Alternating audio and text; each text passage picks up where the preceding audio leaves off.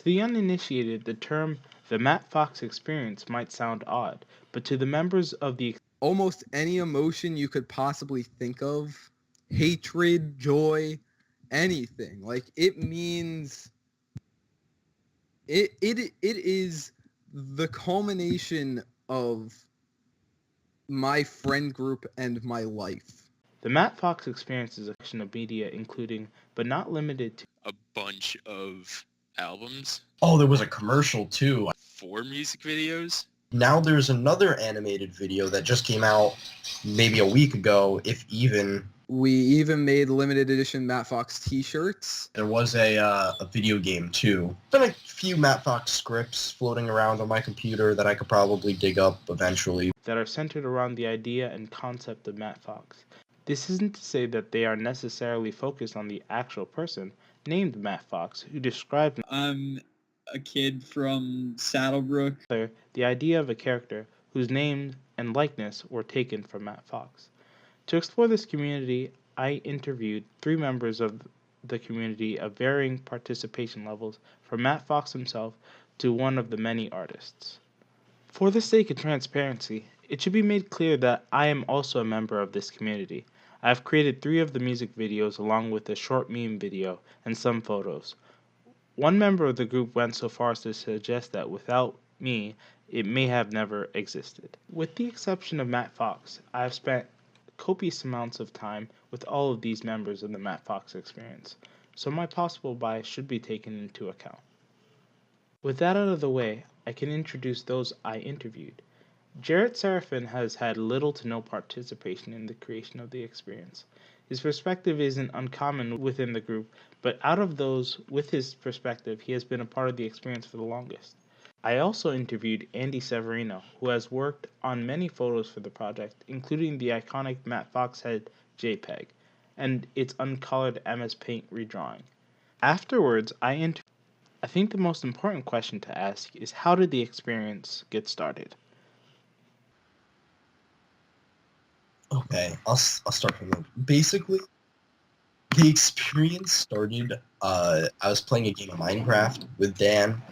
I don't know if anyone else was in the map, actually. It was probably just the 2 of us. And I kept saying Matt Fox because, like, I don't know. Matt Fox is, I've always said this, Matt Fox has got one of the coolest names. Like, that's a celebrity name right there. Like, Matt Fox. Great name. So I just kept saying that. Dan was like, Mike, this is weird. Like, stop saying his name. He's not even in the game. Like, stop being weird. And I was like, blah, blah, blah. I kept saying it. And eventually Dan's like, stop being weird. This is really weird. And I was like, you know what? I'll show you weird. I'm going to write a song about him. So I pulled up GarageBand. I put in the stupid Apple loops, dragging them in, and I just made a Matt Fox song. And it was actually really funny. So I sent it to Dan. I joined the Skype call, and there it was, the Matt Fox song. I listened to it. I was like, why is this a song? Why would you ever do this? But I was also laughing my ass off because it was hilarious. And Andy's like, we have to make this into a music video. And I was like, 100%, I'm down. Let's make a music video. But, like, none of us knew how.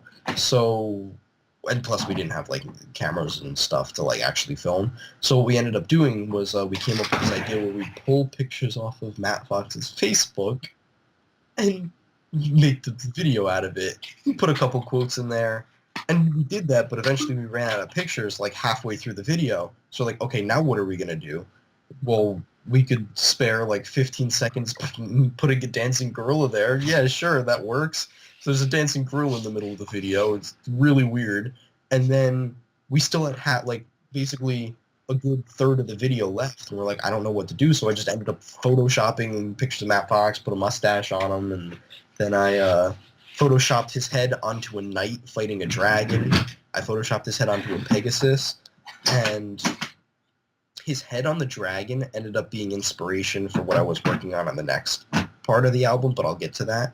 So we released the song, we put it on YouTube and everything. The next day, we showed it to, I'm pretty sure it was the next day that we showed it to Matt Fox. Or it was that Monday, depending on which. And Matt Fox was like, what, why? And eventually from there, you know, a few other people got in on the joke.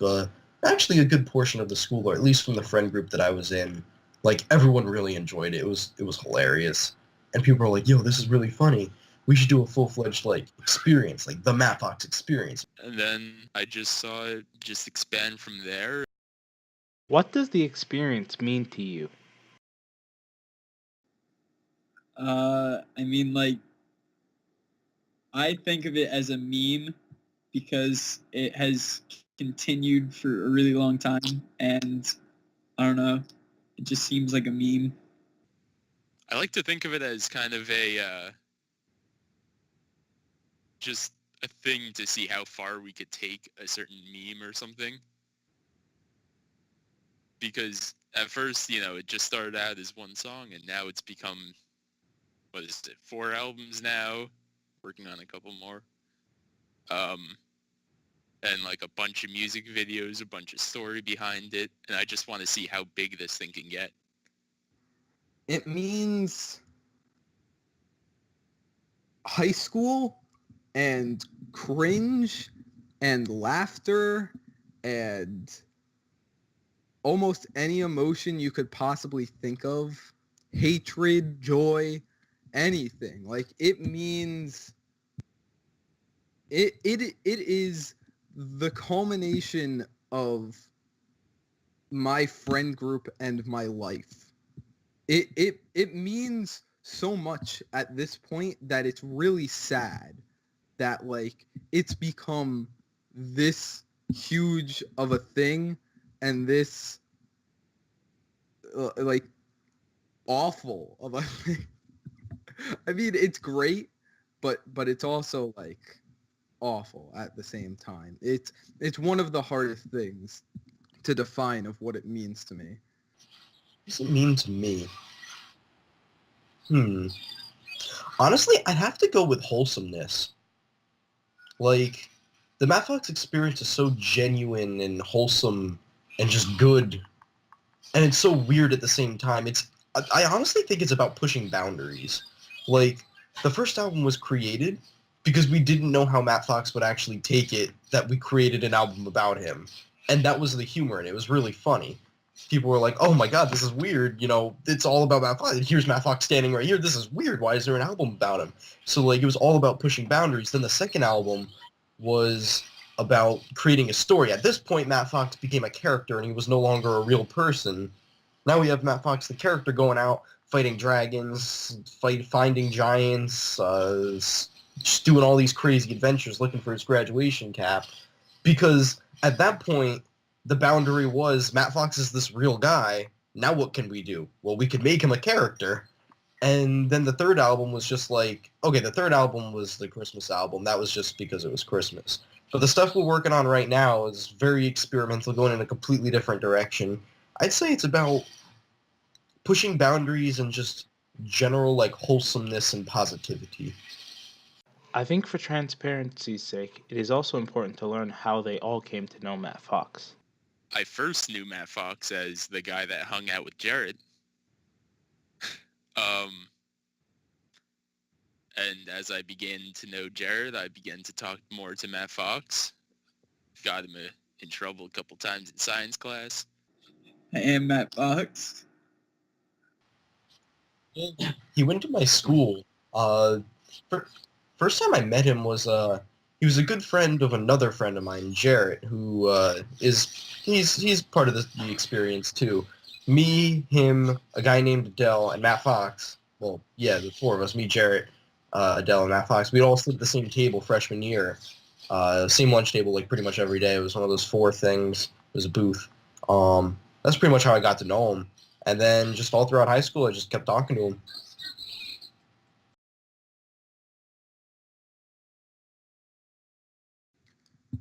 Me and Matt Fox actually lived in the same town. I've known him since middle school. We actually hated each other when we first met. Because like me and my friend group in middle school, before we went to high school, we used to have this lunch table, and every fucking day Matt Fox would steal my spot at the goddamn lunch table, and I'd be fucking pissed. Because I was like, I want to sit in that fucking spot. It's my spot. I established that. But Matt Fox would always get lunch first and take my spot. So I fucking hated him. And then we ended up going to the same county high school. And we were really the only two that knew each other, and our mothers forced us to be friends. And then after that, me and Matt Fox became really good friends, and I still talk to him to this day, even after high school, all through high school too. Yeah. Would you consider the experience a meme, and how does its popularity affect your usage of it?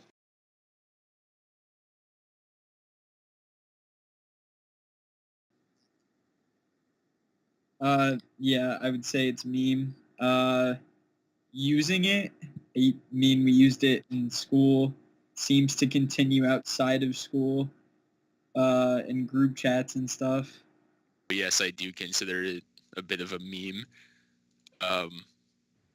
And as I said, I want to see how far I could take this. I want this thing to get as popular as it can. I want it to be seen by as many people as possible. And just whoever sees it just gets added to the mix. A lot of them even want to create more stuff, so I'm just happy about that. Oh, that's a hard one.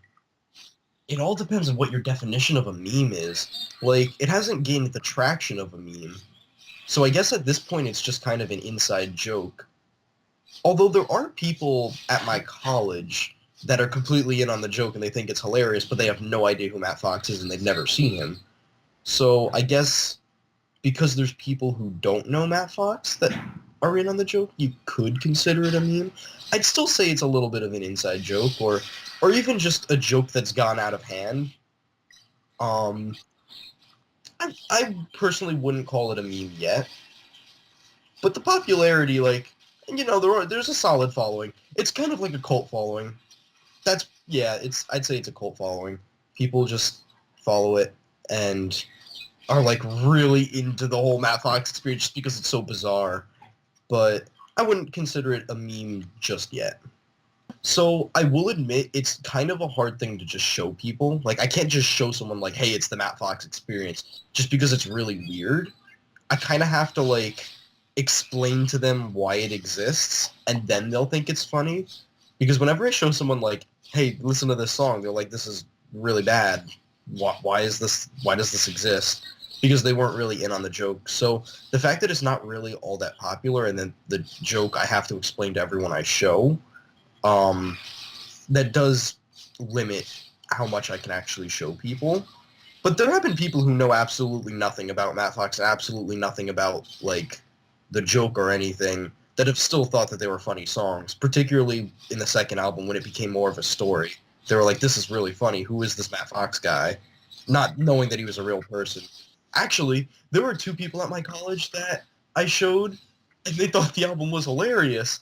And literally, as I was talking to them and they were listening, I got a text from Matt Fox, and I was like, wow, speak of the devil, it's Matt Fox himself. And they're like, wait, this guy exists? He's a real person? And I was like, yeah, no, it's a real guy. And then I had to explain to them the whole story. But so I guess people do get it without getting the whole gist of it. But the popularity, I'd say it hasn't really affected me the way I make them, because I just make them because I think they're funny and I make them for myself. But when I'm showing people, I really have to take into consideration whether or not they'll care to get the joke or if it's important. I mean, it's like one of the most cancerous memes I know of. Like, it is an awful meme, but yes, it is definitely a meme at this point within itself. I actually kind of think that it's gotten past a meme. Like, it's taken on a form that nobody has seen before. Because, like, the thing is, like, nobody knows about it, right? Like, it's own, it's our really bad inside joke that almost like very few people know about it, but at the same time it's one of the biggest memes that I know of, because it's just like, why does it exist? Why does something like this exist? Especially with Mike, who is such a great musician and could make such great music, spends all of his time making these really awful, really cheesy, really memey songs. And it's like, why do you put so much effort into making 3 albums of this stuff so far and not on like legitimate work?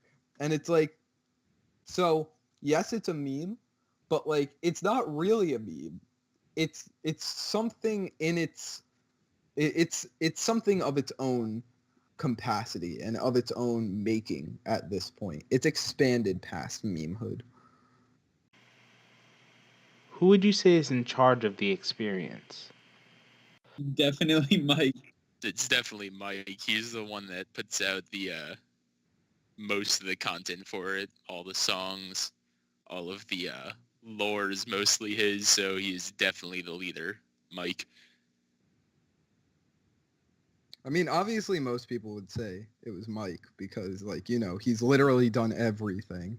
He's created every song himself. He sings in almost every song. But, you know, the true hero is Dan. Because, you see, without Dan asking Mike why he was so obsessed with Matt Fox's name, Mike would have never gotten the inspiration to write this song whatsoever.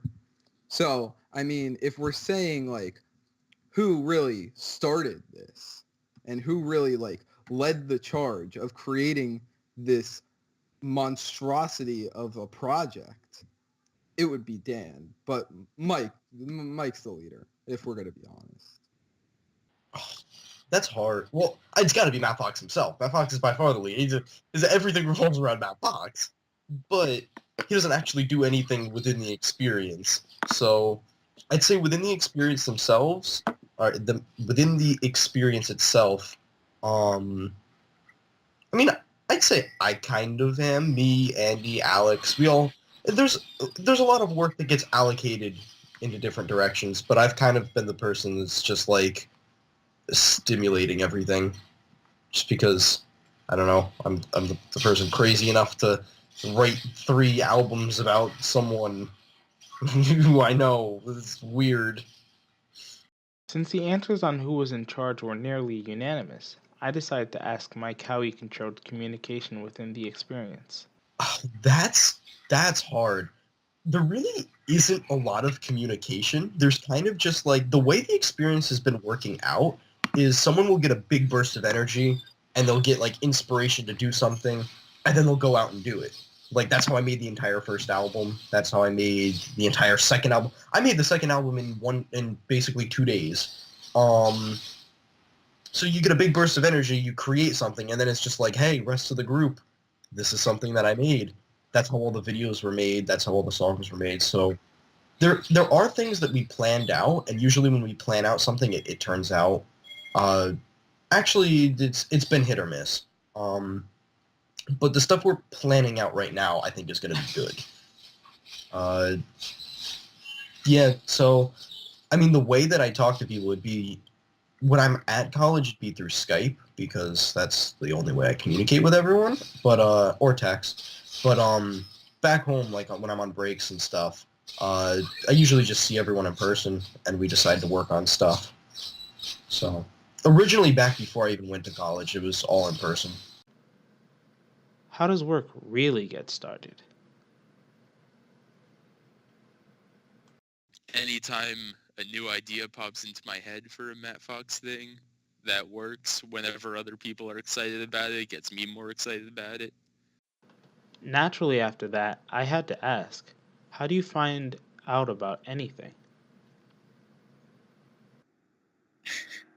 Well, there's the Reddit for it, or Mike or Jarrett or Alex will text me about it. From this, I concluded that the Matt Fox experience is made unique not by the fact that it creates a meme or that it is mostly using virtual messengers to communicate. Rather, I propose that its uniqueness comes from its free-form organization that still has clear positions, and the meme it continues to create. It is also unique in that those who are creating the fantasy surrounding the meme are still in contact with the person their memes are based on. The significance of Matt Fox in a group, that he is neither the leader of nor a prominent member of, makes the group more akin to a fan group. Yet, Matt Fox is not a celebrity, and the group are the only people who are producing content. In conclusion, as most of the group would probably expect, the experience is weird in comparison to most other groups, but this oddness in structure and